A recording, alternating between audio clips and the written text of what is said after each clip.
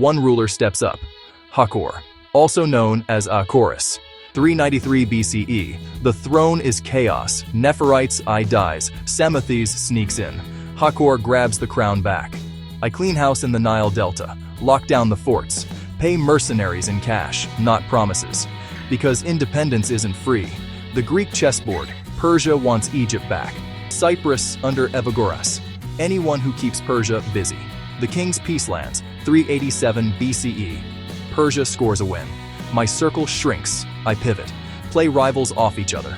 Keep money flowing to ships and soldiers. 383 BCE, the invasion hits.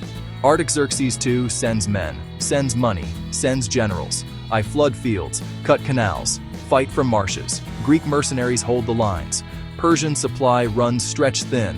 The river fights for us. They retreat. Egypt stays independent. Building while battling, war drains. Legacy builds. I carve my names at Karnak. Add to Medinet Habu. Start a granite shrine to Isis at Behbeit el Hagar.